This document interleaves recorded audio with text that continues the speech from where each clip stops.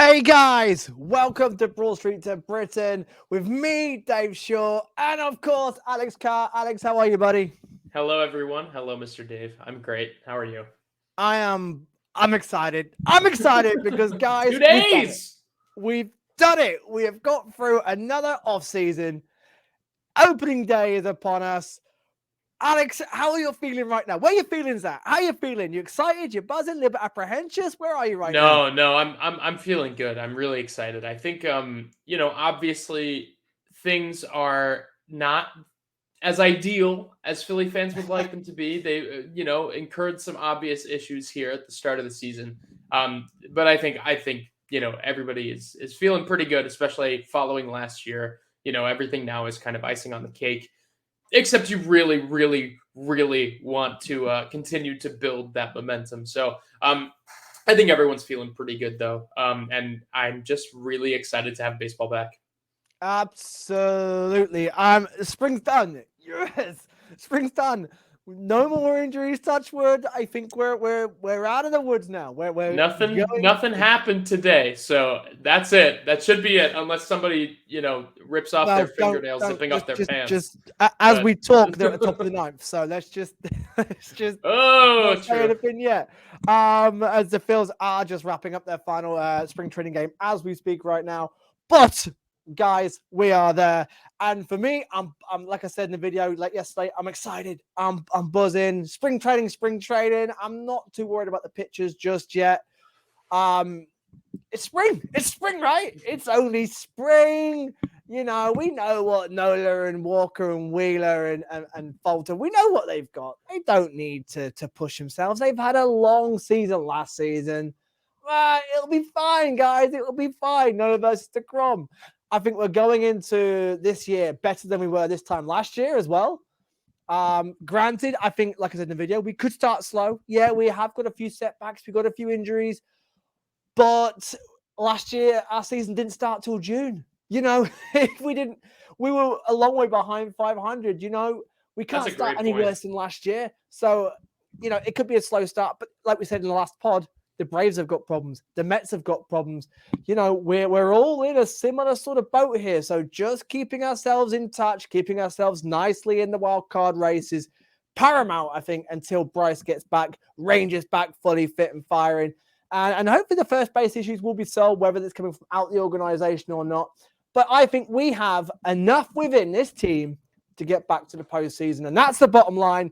And that's the overall target. And I think come trade deadline, any issues that we do have outstanding will be solved then, because the mission stays the same. Get back to the postseason, get back to the World Series, and take care of unfinished business. And of course, the opening day roster is, well, not officially released yet. Are they hanging on for one more possible addition from outside the organization? But the main surprise, Alex, was I got to say, Dalton Guthrie. And we were just saying in the last pod that Dalton Guthrie is probably a little bit down the pecking order. Well, as it stands, he's in the opening day roster. Great to see Marte in there as well. And Vasquez has also made his way on there. But I think Vasquez will be the one to go if we do get another addition coming in. What do you reckon? Well, I'm not sure Vasquez will be the guy to go. I think Vasquez is going to hang on until probably like a corresponding move for Ranger Suarez or a corresponding move for anybody on the pitching side of things comes in. That's when I think Vasquez will, because he's out of minor league options. Yeah. So they'll kind of have to designate him for assignment when they need to make room for somebody else. That being said, I am a little bit surprised we haven't seen that addition, that outside of the organization addition yet. I caught a lot of flack yesterday for I saying that I would be saw. shocked not to see the Phillies pursue Darren Ruff, which was interesting to me because Darren Ruff feels like a really decent option. Like it's when you think about the role that he would play, being strictly a left hand replacement for Derek Hall, and even then, like probably just as in a pinch hitting capacity, or something to that nature. I was a little bit surprised because you're not comparing Derek Hall and Darren Ruff. You're comparing Dalton Guthrie and Darren Ruff. And at this stage, from Dalton Guthrie to say, yeah, I really think that guy is going to make a difference to start the year at least. Yeah. And Darren Ruff is going to cost you league minimum. He's going to get released by the Mets. He's going to pass through waivers. No one's going to give him $3 million. So, I don't see why he'd pick anywhere over Philadelphia. It's probably his best chance to win. And you just have to pay him league minimum. If it doesn't work out, he's out the door. But I mean, I don't know. I'm a little bit surprised. I've heard corresponding things to like he's hurt right now and things of that nature. So, I don't know anything having to do with that. I wasn't paying close enough attention to Phillies legend Darren Ruff. But I will say, I don't know. I think people are overthinking it a little bit in terms of how big his role would actually be. That being said, Bobby Dalbec was just demoted to AAA by the Red Sox. I think that is definitely an option that the Phillies should consider. Obviously, Luke Voit was given a new contract by the Brewers, one year deal, right? With a team option. So good for him. I'm very, very happy he got what he was looking for. Because he hasn't had a lot of like sure things over the last couple of years. So I'm very, very happy for him. He seemed to have found a home in Milwaukee for at least the time being. So, I think Bobby Dalbec and I think Darren Ruff probably make the most sense right now in terms of like short-term ways to fill the gap. Just on the bench. Again, it's not a big role that they're looking to fill. Derek Hall is going to get the majority of the play time, right? They've said that a million times at this point. Darren Ruff would just be a guy that kind of, offsets his disadvantage against left-handed pitching. That said, Derek's looked great this spring. He deserves the opportunity that is in front of him. And I'm honestly looking forward to it. This is where you really get to, injuries suck, right? But and we obviously wish speedy recoveries for everybody involved. Absolutely. But they give you an opportunity to like have the next guy step up. They give you an opportunity so you can see what you have, right? The Phillies are going to see what they have in Bailey Falter. They are going to see more than enough of what they have in Bailey Falter. He is a key cog in that rotation right now. Yes, Matt Strahm too. They're going to see what they have in Swiss Army knife Matt Strahm, right? Like, even though you would rather have Ranger Suarez, you'd rather have maybe Andrew Painter, you'd rather obviously have Rhys Hoskins in this scenario, you're going to get to see what you have. You're going to give these guys an expanded role, and they're going to have to play for it. And that's going to be really interesting. Yeah, and the good thing is this team has experience from setbacks and injuries from last year, of course, when Harper going down, Wheeler going down. In fact, Phillies arguably played some of their best baseball when Bryce went down. They really did step up. So they got the know-how. Derek Hall, he's been here before. He stepped in for Bryce last year. Did a nice job. Not was it 9 home runs last year in just 136 plate appearances? He's going to get something like that. At least double those plate appearances, probably even triple those plate appearances this season. So a full season of Derek Hall, really exciting. Edmundo Souza, 2 more RBIs today. I'm really, Alex, I'm really, really excited to see a potential good, I think possibly 300 plate appearances from Edmundo Souza this year. There's no reason why not. And this guy, if he stays healthy and fingers crossed, because defensively he's Gold Glove. Yeah. The bat has just what a signing this could end up being, by the way. What a shrewd signing this could end up being, because he has the potential this year to be a really big part of this team. Yeah, and I read a fascinating piece on Fangraphs. I can't remember who authored it, but about Jake Cave. First of all, everyone should be looking forward to what they've seen from Jake Cave. He has skyrocketed up the hard hit leaderboards this spring, and that is a really, really fascinating thing to see. Apparently, he's been playing through a broken vertebrae, wow. in previous years, and last year he kind of came back from it. He was obviously, a little bit slow to get back to it and didn't really have the starting time. He didn't have the playing time to work all the way through it. But last year, this is why the Phillies took a liking to him. Last year, he started returning to his 2019 self. And now he's come out with a really, really strong, probably the strongest spring of anyone on the Phillies roster. And that's something to look forward to. If Jake Cave can be, in any sense, a palatable player for the Phillies, that's another shrewd pickup off of waivers that not enough people are really talking about. People on Twitter are talking about it, but I think everybody is like really fascinated with Edmundo Sosa or how Alec Boehm's going to do, Nick Castellanos. No one's really talking about, Jake Cave and how he could really step up and provide some real, meat for this Phillies lineup. I gotta say, I think Alex, in the first show of the year we did, or it wasn't even last year. We did say it was you did say me. Jake Cave. It Yeah, was you. me. No. I was against the Jake Cave thing. I was like, they should go out and get another outfielder. It was all me. I was wrong. I will eat crow on that till I die. That was, I mean, I looked at his numbers and I was like, okay, I'm not really impressed. And then the more that I thought about it, I even put out a tweet about it. I was like, you know what? The more that I think about it, I don't really mind it that much. But now I can say that pretty confidently. I don't mind it that much. I was not correct about that, and I am more. Well, let's see. Let's see what happens in the regular season. But I mean, this spring has been insane for him. It could be a Brock Stassi times 2. We don't know. I hope not. Fingers crossed. I love Brock Stassi. I remember that story. I was all aboard the Brock Stassi and the Mickey Moniak train. We have been given slight false dawns with spring before, but Jake Cave, the signs are up there. Definitely, like I said, the hard contact is a massive upgrade in his game.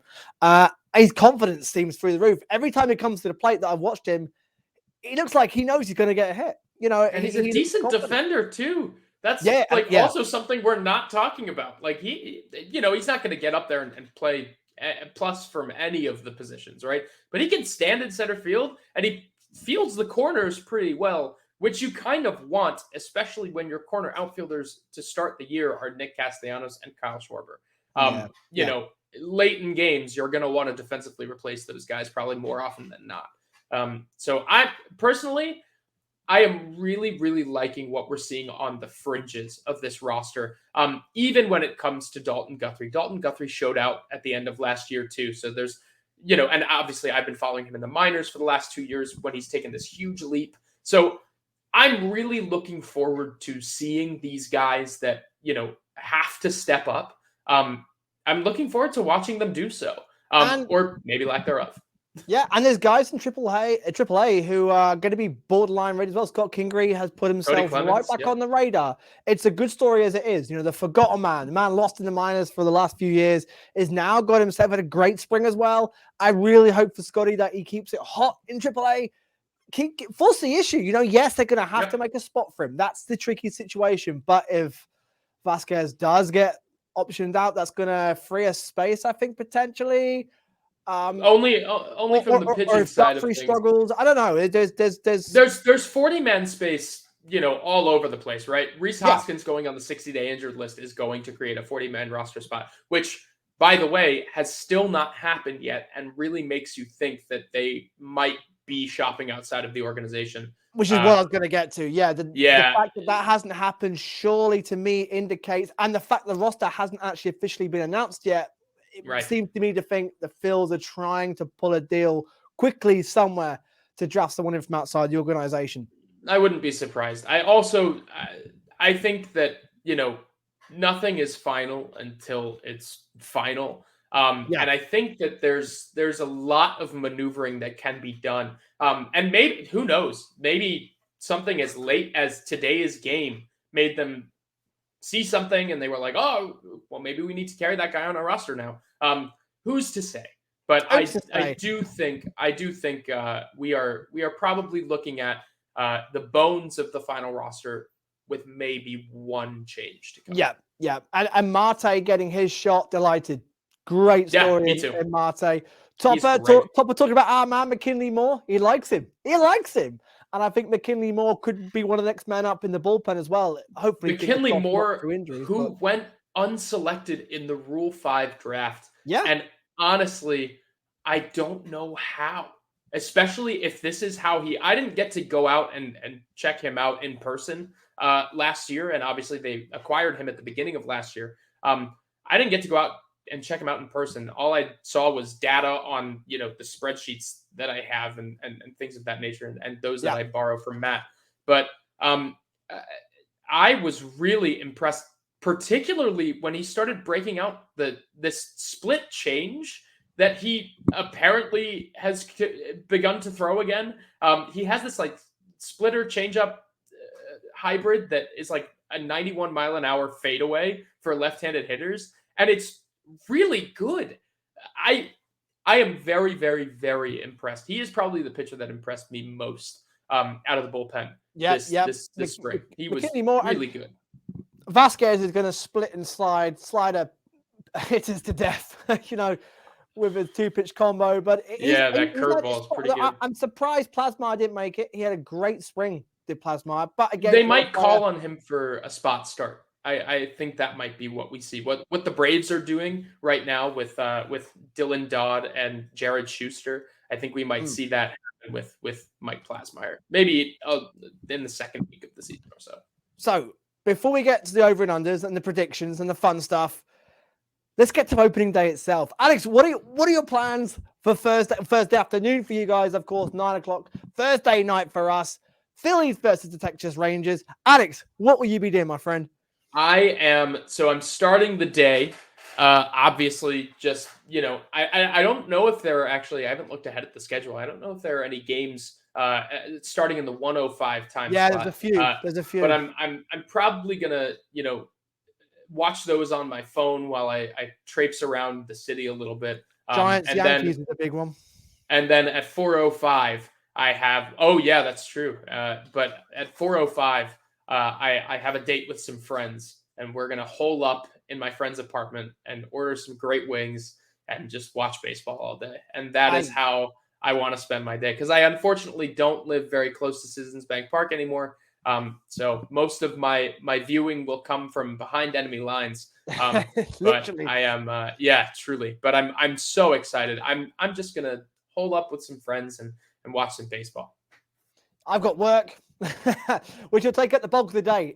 In fact, I've got a stock check, which is going to be tedious. So the day's going to drag even more. Then I'm going straight out of work to the gym, straight home, crack open a beer, get it on the big screen. There it is. UK friendly time. We love that. Tomorrow's game is, Thursday's game is at 9:00. Friday, a day off. What's that about? Because it's just for rain purposes. They've got a roof. We're in Texas. Yeah, I know. It's really stupid. What's that about, MLB? Come on. And as we talk, Derek Hall just hit a walk-off double to win the Phillies their final spring training game. Let's go, Derek. That ain't bad. What a way to sign off for the spring training. Derek Hall walk-off. What a way. That's a pretty good way. We're ready. I'm pumped. That's it. I'm pumped. Let's get to Texas. All right, Derek. What a man. We'll get to him a bit more shortly with his overs and unders. I've lost the train of thought now, Alex.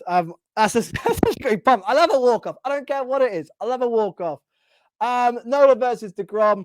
By the way, slight track here.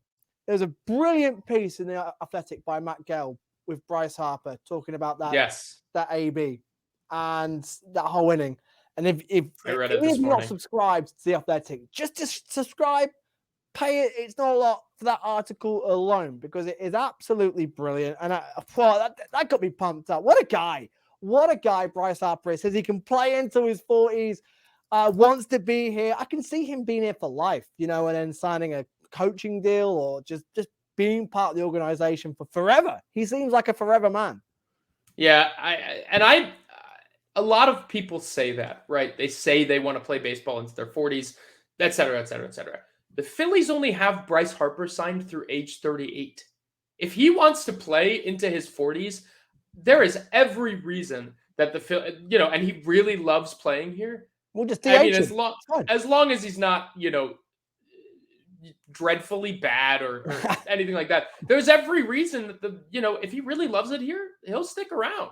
And if he continues to be productive into his 40s, there's no reason you wouldn't want him. So it's a really, really cool thing when you have a player say things like that. One name, Albert Pujols. Yeah. I mean, production was unbelievable last year. And went out on a high note. Talk about, one of his best years of the last 3 or 4. He was pretty great. Yeah. So you can keep going. If you stay fit, stay healthy, keep that drive, absolutely can keep going. I can see Bryce here into his 40s. All right, so the Phils will have a rotation they will face Nola versus DeGrom. Then you've got Wheeler versus Eovaldi. And on Sunday, Thanks, ESPN. Midnight game. Yeah. Falter versus Perez.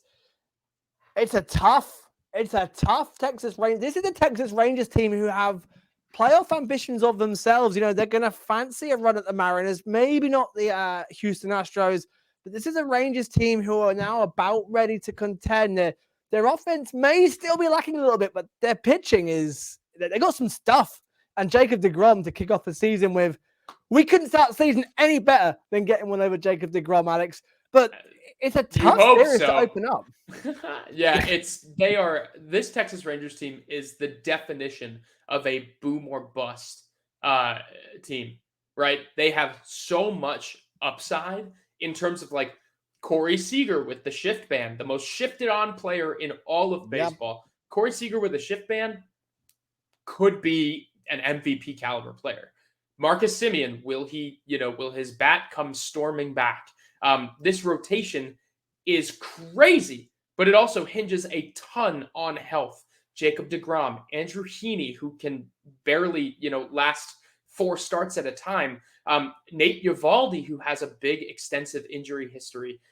Martin Perez is, obviously really stalwart when it comes to durability, but not too long ago, he was quite bad. He was struggling to get major league deals.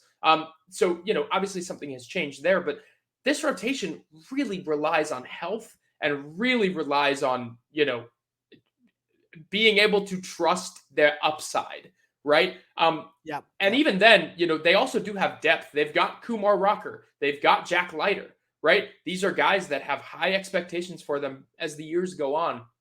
But, it really is. It's going to come down to how things break for them, right? And if they start the year and they're hot and then they run into some injuries, they run into some issues in terms of who's available, who's not. The bullpen's also pretty bad. Bullpen's not great. The rotation's good, but the bullpen, if we can get deGrom out early and then possibly Eovaldi out early, who we should get to. And deGrom is probably going to have down, I think. deGrom is probably going to have a pitch limit placed on him as well, I would think. So are we, with Nola.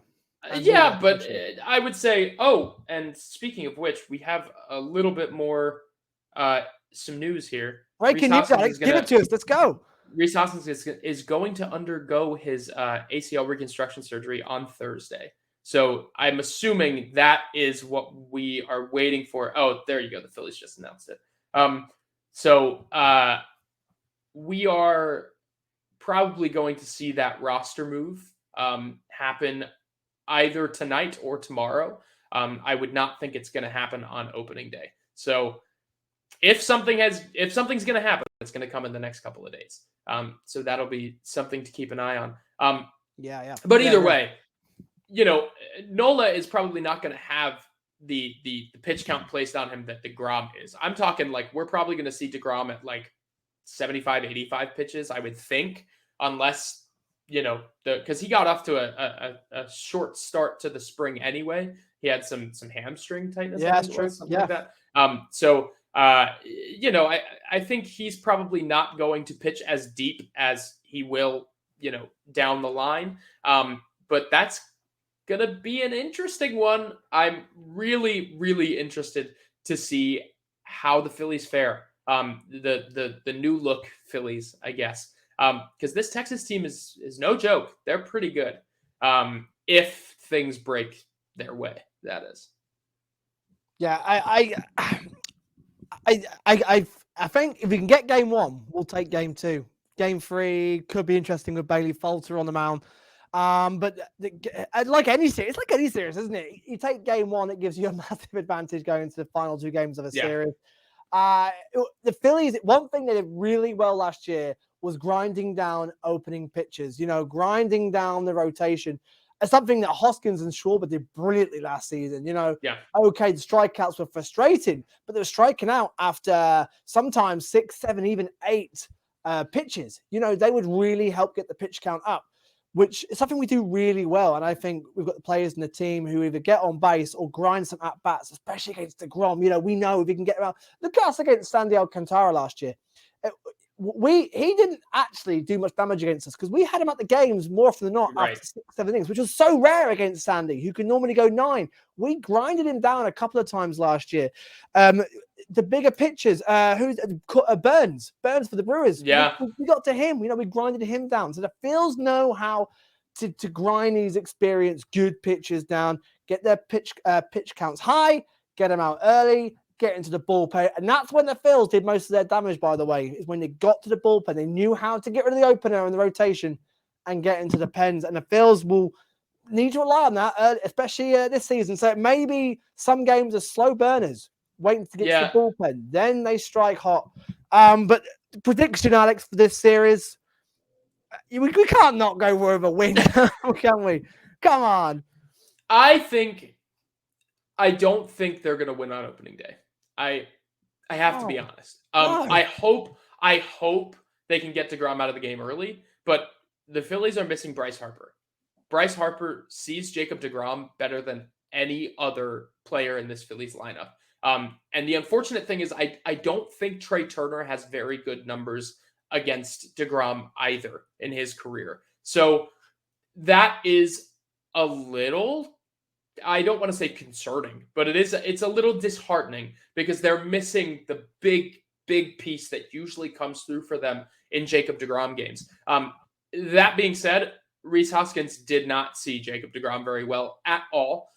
So, maybe Derek Hall gets I don't know if Derek Hall has ever faced him. He probably did once or twice last year. But maybe Derek Hall comes through with a big hit. Maybe, Bryson Stott would put up some really good at-bats against him in July, I think. When he started to get July hot, of last year, maybe August. There are a bunch of guys that you can turn to here now because Jacob DeGrom hasn't seen them as much, but they also haven't seen Jacob DeGrom as much. So that is what makes me a little anxious for this series coming up. I don't know if I see them winning opening day. That being said, bring it back, Alex. I do think that they have the edge in the next 2 games ish. I think that obviously Wheeler hopefully comes out of the gates really strong and does great work, carves up this Texas lineup. I think that the Phillies, is it Eovaldi that they're matching up against? It is, with the Wheeler start. So I think against Eovaldi, they're going to have a fine time because they have they're a left-hand heavy lineup. Eovaldi is a very straightforward kind of guy, pitches to contact most of the time, and they've got some hard hitters in this lineup. I think they could see Eovaldi pretty well. Game 3, I am just really interested to see what we get from Taijuan Walker. That last tune-up that he had yesterday was fascinating. He struck out 5 across 2.2 innings and threw only off speed, which is interesting. I'm not sure if it's a good thing or a bad thing, but I do know it was going to find out too very soon. But he looked like a really uncomfortable at bat, which is really exciting in my opinion. But I really think that it's going to come down to... it's Falter for Game 3. Walker starts against the Yankees. Oh, that's right. That's right. So it is okay. So Bailey Falter is okay. This Rangers lineup is pretty left-hand heavy, or at least the threatening bats are left-hand heavy. Yeah. So the guy that you're really going to have to worry about is probably Marcus Semien. But outside of that, I'll take Falter. I actually didn't know that. I can't believe I didn't know that. But I'll take Falter in that game. That feels pretty okay. He's had a pretty decent spring, and I'm just looking forward to seeing how these pitchers do in their first go through the rotation. That's going to be really telling as to how this first few weeks for the Phillies is going to go. I think so, especially as the spring hasn't really been ideal for the pitchers, but not worried. Only spring. Yeah, Walker goes in Game 1 against the Yankees against Cortez. That's right. Strom goes in Game 2, and then I presume back to Nola for Game 3, unless they want to switch him and wheel around to who opens up at Citizens Bank Park on the Thursday after. But we'll preview the Yankees series later in the next show. Right, Alex, it's that time of year. It's prediction time. Over and unders. Let's have them. Let's do the first one, Alex. All right, so over and under. Alec Bohm. We're expecting a big breakout year. Fingers crossed. I'm all aboard it from Alec Bohm. Now, 24.5 home runs over and under. He had 13. It was going to be a big improvement last year. 13 home runs, 72 RBIs for Alec last year, a .28 average, 80 average. It'll be a big improvement to get anywhere near 23, 24 home runs, especially the added power. Has he got it in him, Alex? Is he going to go over 24 home runs, or is he going to go under? I'm going to lightly tap the under because I think it's just under. I think he goes probably somewhere in the 21 to 23 range. And even then, I think that's very helpful. But I don't think he goes to 25 and up. Not yet, at least. But I would be very happy to be wrong. I do think that he is going to slug like above 450 this year. I think he's going to have a really, really strong year from an extra base standpoint.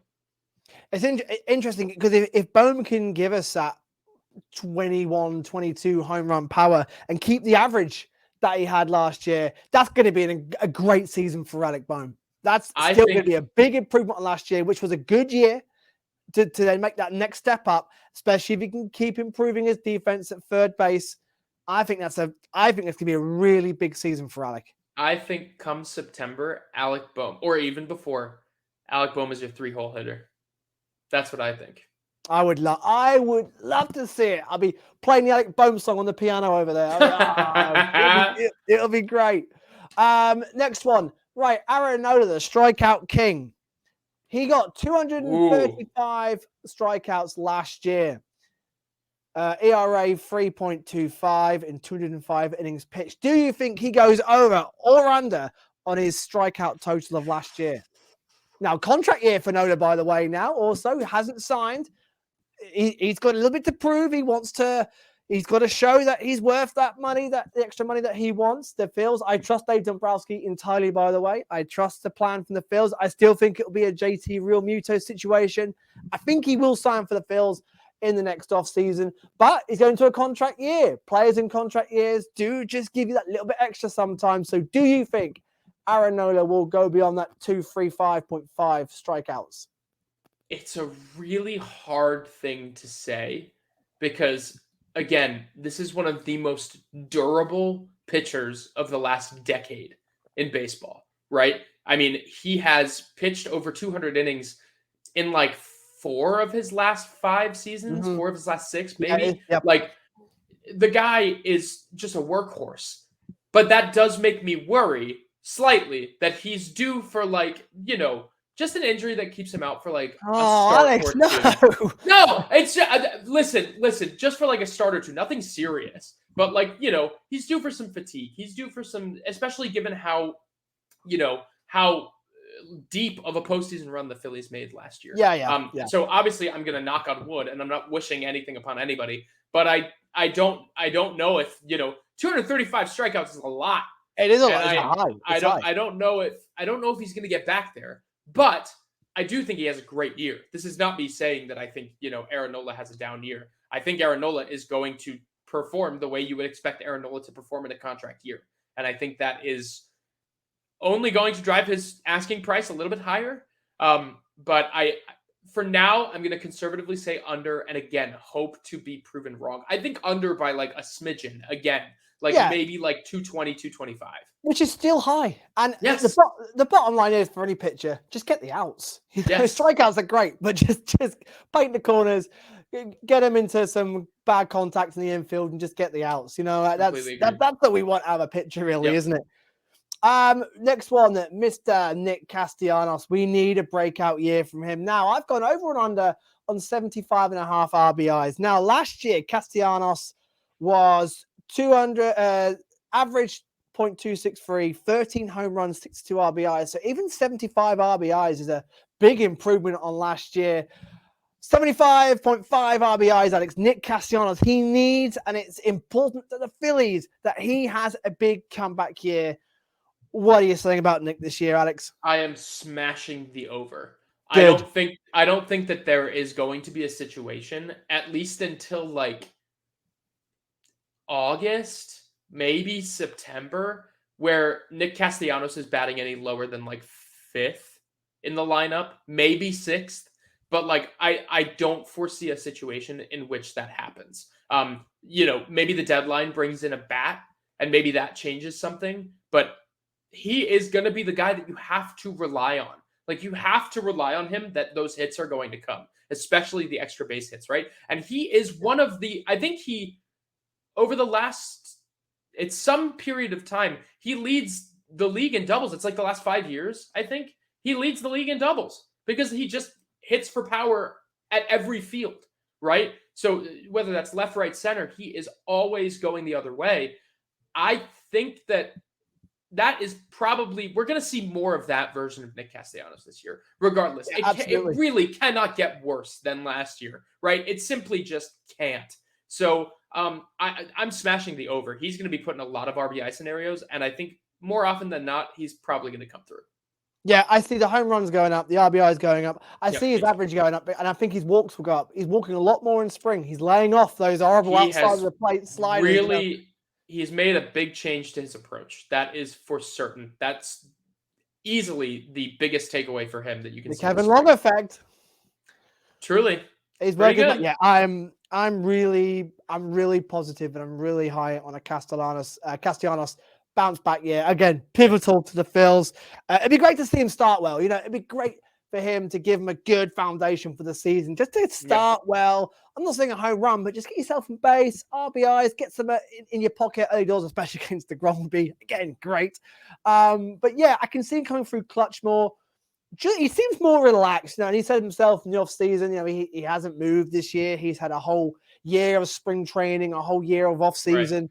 He's settled, so I'm looking forward to a more settled, better Nick Castellanos. The player we know he can be, Nick Castellanos, which, if he performs like he did for the Reds, what a improvement that would be, to find that form. If there's one thing about Nick Castellanos, what we've seen his career so far, he doesn't stay down for long. And I think it could be bouncing straight back this year. And a big thing to remember, too, is that, especially for designated hitters or guys that just don't like playing the field as much, it takes them a little bit to readjust to that aspect of, coming out of the outfield or going back out to the outfield, right? Mm-hmm. That is a big change to their routine during the game. So I think he's got a bigger handle on that. The best designated hitters have their down year. And I really think that we're going to see a resurgent Nick Castellanos. I'm not sure if he'll get back up to, where he was when he was, in the MVP conversation, playing for the Reds. God, if he was, can you imagine? I mean, that would be crazy. But I mean, I do think he is going to, he's going to be leagues ahead of what we saw last year. Yeah, absolutely. Zach Wheeler, so his ERA was 2.82 last year. It's good. It's good. 153 innings pitched, way lower because he had that injury, of course, and a few setbacks. 163 strikeouts last year. ERA, Alex, what do you reckon? Is he going to beat that from last year? Is he going to be some record if he can stay fully healthy? He could be a possible Cy Young candidate. What do you reckon? Are we saying the over is he will do better than that, or the that's under a good point. is he will do better than that? Okay, let's go with so the over would be better than free.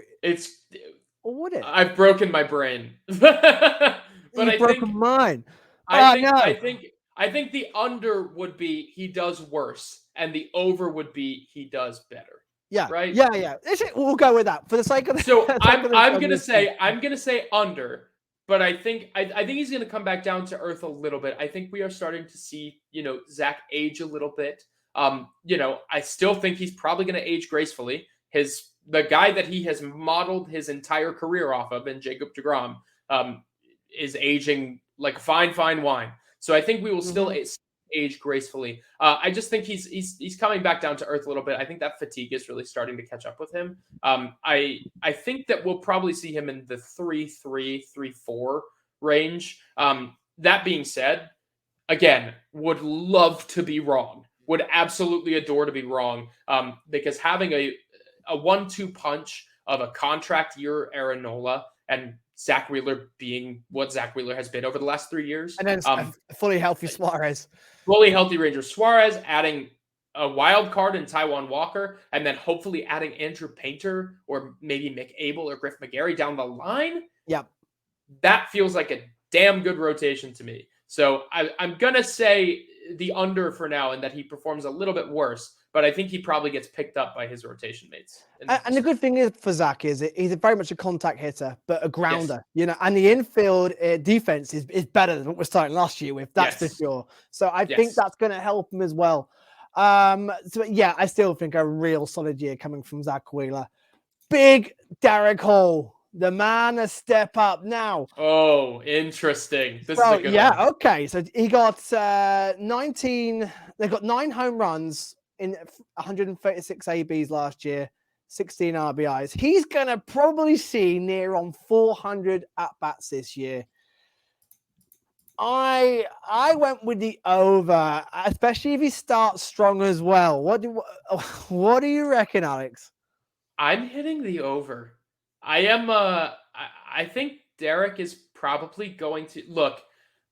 I remember back when Derek Hall was merely considered an organizational bat. He was not looked upon as anything promising. And this is no shade to Derek. I love Derek. He is one of my favorite guys on this team right now. But he was very much down the pecking order. Yeah. And seeing his rise from, viewed as an organizational bat to now being relied upon by this team, he has always risen to the occasion. And there is one thing that he has always done well, and that is hit the ball really, really hard. He hits the ball as hard, and my dog agrees. He hits the ball in that echelon of not the Giancarlo Stantons of the world, but like those guys that really put bat to ball. He's up there. So I really, really think we are going to see him step to the occasion and slug it. And I think absolutely. he's gonna hit the over there. It would be massive if he just started making contact on lefties as well, wouldn't it? That would be huge for the Phils. I don't think that we are going to see him. Oh, this is hard. This is a difficult conversation to have. I'm not sure he's going to be that guy that we look to as like the successor for first base. But I agree. That wasn't. Yeah, I agree. I think he's going to be low batting average, but high power numbers. So I think you're probably going to see he's going to hit 220, 280 on base. And then a 460 something slugging. I think he's just going to hit a lot of home runs. Schwarber, I think but Kyle Schwarber gets on base a lot more. I think when Derek Hall makes contact, it's going to be loud contact. But I'm not sure he's going to find that, hit for average. I'm not sure he's going to get on base very often. He's going to strike out a lot, but he's going to hit you some home runs. Yeah, and hopefully in some big moments. If he gets those big home runs and some clutch moments and those strikeouts are all forgiven, and all quickly forgotten about. It's really interesting too. I could be totally wrong here. Derek's bat has definitely sped up. The big concern with him was, his bat speed wasn't quite up to par with, catching up to major league pitching. It's sped up. His bat looks really, really good. And I think that, if he can just play passable first base defense and, just play the part. Yep. Maybe he could be that answer. Who's to say? I don't think so, but I would, again, love to be wrong. I feel like that is the title. It's his to try and claim. He's got a chance. Yeah. He's got. It's his Wally Pitt moment. Yeah, this is go out and grab it. If you've got a chance to be a first baseman here, a regular first baseman, to start your career for real as an MLB first baseman. Here you go. And I hope he takes it. He's a real nice guy as well. I love his piece with Alex Coffey. I love. He's the best. He's an easy guy to root for, and the Rhys Hoskins exchange of him, I'm happy for you. Rhys saying, I'm happy for you, Derek. It's take it. It's yours. I love that. Oh, what a team. Yep. I love this team. All right, let's quickly roll through these ones. Craig Kimbrell, if he's going to be the closer, 15.5 saves this year. We don't know if he's actually going to be the official closer yet, do we, though? We don't, but I'm smashing the over. I No, he think was this was 22 my out of 27 last year in saves. hottest take. I said on Ooh. another podcast, they asked me off the cuff if I had any hot takes, and I was like, oh, I can't really think of any. But I think Craig Kimbrell leads the team in saves this year. I think he gets the save opportunity more often than he doesn't. Yeah. And I think that I think that he'll do okay. I don't think he's going to be locked down. I don't think he's going to be, the ninth inning guy that, you see him come out of the bullpen and the game's over, right? There's going to be some rides, but I do think he's going to lead this team in saves this year. But And there I again, think that's going to be more than 15 and a half. Yeah, I'm going more 20 actually. When I wrote it, I thought it's probably a little bit low. But the good thing is, if Kimbrel does start to struggle, we've got Soto, we've got Alvarado, we've got Dominguez, who can all There's come lots and of fill. guys with closing experience. Yeah, who can have. Oh, look at us! We got like 4 legit closer type players in this team now. What a transformation! And by the way, this bullpen from MLB was voted the 7th best in all of MLB. The Phillies bullpen, the historically bad bullpen of 2 years ago, is now the 7th best bullpen in MLB. What? Pretty crazy. I couldn't believe it when I saw it. Trey Turner, 30 stolen bases. Now, his stats I was looking at his stats from last season, and they were mental, and average just below 300, 21 home runs, 100 RBIs, 27 stolen bases last year. Phillies aren't really a stolen base team. However, there is more opportunity to get those stolen bases this year. I'm sorry, Dave. Kyle Schwarber stole, was it 5 or 10 bases last year? 10? Well, that's was and it Bryce 10? Was stealing bases actually last year. That's Even, true. That's even true. 10 I'm thinking of Girardi's Phillies more than Topper's I'm Phillies. sorry, sir. I think it was 10. Am I making this up in my brain? I haven't looked at this in, all right, in Topper's a long team time. is all right. Topper's He stole 10 bases, Dave. I don't know why that escapes me. I look at Kyle and I just don't even see. That's incredible. No, because he's not a base stealer. But one thing I will say, the Phillies have really they've done a great job tutoring their players on the base paths. And Kyle Schwarber is the primary example of that. So for me, I'm smashing the over so hard. I think he could double this number. And I mean that in a way that, like, I don't think that the bases being larger is going to inherently increase the chance that that guys are going to succeed in stealing. It's probably going to help a little bit. I think that the disengagement rules that Major League Baseball is implementing this year are going to have a huge effect strictly on the guys that are basically, you are gifting them a stolen base. If you disengage twice in the at-bat, regardless of the reason, and then you just let the guy, you let the guy have a huge lead because you can't throw over there unless you're going to catch him. If you're just gifting them the base, they're going to take it. Trey Turner is going to take that base. Yeah. And I can see that specific instance, I can see happening like 15 or 20 times this year. Let alone his normal amount of stolen bases that he would accrue in a year like this where the bases are larger. I think he's going to steal like 40 to 50 bags this year, if not more than that. I'm so excited. He's unlike any player the Phillies have had in the last like 20 years. I hesitate to say that only because of Chase Utley or like Jimmy Rollins, but like I don't get to watch much baseball outside of the Phillies, so I know Turner's a big name before he signed here. But just watching him in spring in the World Baseball Classic, I didn't realize how much of an electric player he is, how exciting and the flair he has to watch. I've seen highlight clips of Turner at the Dodgers, and it looked fun. It looked great. But now he's a Philly, and I'm properly watching him. Like, he's got flair. He hits the ball, home runs. He's got stolen bases. He's got speed. He's got RBIs. He's got great defense. The guy is a genuine MVP candidate, right? He is the greatest run producer in this entire game. He is prolific when it comes to that. There is no player out there like him. There's no player that hits for average, hits for power, gets on base at a decent clip, but then manufactures runs and takes advantage of mistakes in the way that Trey Turner does. And plays really decent defense. he is the complete package, and I would be shocked to not see his name in the MVP conversation this year, Yeah, especially if he's at the top of the lineup for the Phillies for the whole year.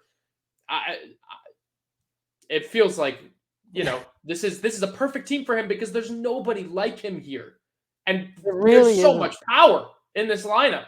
Like, I just cannot wait. I can't wait to see what he does. Can't wait. It feels like now when Schwarber hits those bombs at the top of the lineup that if Trey's already on, it's an automatic 2 runs, isn't it? Instead of the solo blast that we were seeing from him last year, it's now going to be double that, 2 but runs. Especially if you were to put and this is obviously down the line. I don't think they're going to have the luxury of putting Trey Turner and JT Realmuto back to back early on in the season, just because the lineup is definitely thinner than when they started. But if you put Trey Turner and JT Realmuto back to back in a lineup, first of all, they are really hard to double up. But second of all, it is very conceivable that Trey Turner could score on a JT Realmuto single. Yeah. As long as it's not hit directly to a fielder, Trey is definitely getting to third if he's taking off on the pitch. He could get home. Like, if he was stealing on the play and they just execute a hit and run and it drops for a single, he could get home. Yeah. And that's insane. That's a run that the Phillies don't normally score. And of course, with his speed on the base paths as well, he puts pressure on defenses straight away, doesn't he? As soon as that ball goes into play, they're watching where Trey's going. It forces errors and mistakes from the opposing team. Cannot wait for a year of Trey Turner. All right, let's quickly rack through these ones. Feels right, 205 home runs last year. I think this just got a little bit more trickier with Reese going down now. But if Bohm improves, if JT has a bit more power, if Castellanos certainly adds to his power as well, and we've got the addition of Turner, I think it's possible, and I'm going to tentatively hit the over. I think just that we do beat last year's home run target. I'm going to say under only because they're missing their 2 biggest home run providers in Rhys Hoskins and Bryce Harper for a good chunk of the year. So I'm going to say under, but I don't think that means that the offense won't be as potent. Yeah, no, I agree. I have next one. Phil's over and under to have 3.5 players in the All-Star team. Interesting one, this. What do you reckon? I would say over. I think not only is, obviously Trey Turner is probably going to make the All-Star team. Obviously, maybe Kyle Schwarber. But off rip, I can say like JT, Trey Turner, and Aaron Nola or Zach Wheeler or both probably make it. There's every chance that Kyle Schwarber could come in. Maybe Alec Bohm has a ridiculous start to the season. I love Alec Bohm in the All-Star team. But off rip, I can say those 4, and then I think Jose Alvarado is going to make the All-Star team too. Yeah, they always look for relievers, and I think Alvarado is probably going to have a first half that you can't deny him that entry. Yeah. I'm taking the over. Over and under, Phils have 4.5 players to hit 20 plus home runs this season. This has got a bit harder with Hoskins now, but Derek Cole should hit the 20. I've got Schwarb's maybe not the same production as last year in terms of home runs. He'll definitely hit over 20 though. Yeah, he'll hit over 20, but to get to where he was last year, it would take another special junior. That tear he went on was just incredible. But he's going to hit over 20. I'm not going to count him out. I think JT's going to hit over 20. I think Derek Hall's going to hit over 20. I think Bohm's going to hit over 20. I feel I'm missing someone. Trey Turner's going to hit over 20. Trey Turner, yeah. And I think Castellanos may. Castellanos good too. He's and depending on when Bryce gets back, he could hit 20. Bryce could hit over 20 as well. In fact, let's just say 6. I'm going 6 players. I'm going 6 to hit 20 plus, which would be some production and some power in this team. I'd say the over for that one. I think I'm comfortable hitting the over. I think there are too many guys on this team that you can look at and say, yeah, he could hit 20 home runs. All right. The big ones. First one. Over on the 92.5 wins. And where do you see him coming in the division? I think I know where this is going. I have the under, but only by a little bit. I have them at 90 wins this year. And I think 90 wins is going to get them a wild card spot. If the Mets are way worse than I think they are, maybe, just maybe, we can see them climb to second place in the National League East. Alex, do you want my hot take? Sure. Mets don't make it. I think that is a reasonable take. Oh! It really depends on how their bullpen makes up for Edwin Diaz being gone. I mean, we are talking about an irreplaceable asset in Edwin Diaz. I don't even like their offense, though, mate. I don't either, but I don't get the hype. I over the do Mets think this year. I do think the rotation is way too good to not win them the majority of their games. I think that, when you look at that rotation and you see, like, obviously the age, it's that they're throwing out some, but David Peterson is, we did in game one. Okay, granted, in game, was it 4 or 3 of the World Series? Yeah, he came back with a vengeance, but he's getting on.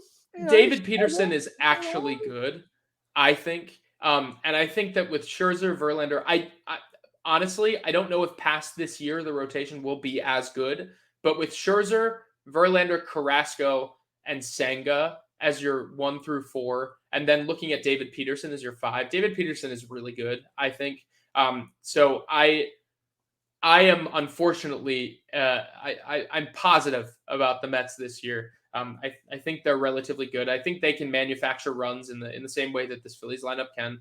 Obviously, they need Pete Alonso to be great, but Jeff McNeil and Starling Marte are a pretty fearsome, and Brandon Nimmo are a pretty fearsome, just guys that when they get on base, they are really, really annoying.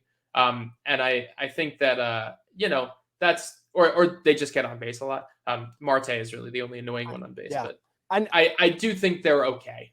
I need the Phils to not be embarrassed as much by the Mets this year when we play. I mean, I need some. They play them less anyway, so fine with me. But I do think I'm just going a little bit under on this. And I think they probably finish either 3rd or 2nd, but it really Braves winning it, right? The division. Yeah, which they can have. They can have the division. We know what postseason Braves are. Last year they were nothing. I do think that if the Phillies, if they treat the deadline or pre-deadline the way that I think they might, and if they get Andrew Painter for the second half of the season, and if Bryce Harper comes back early, I could see the Phillies making a late, second half push, like what the Braves did last year.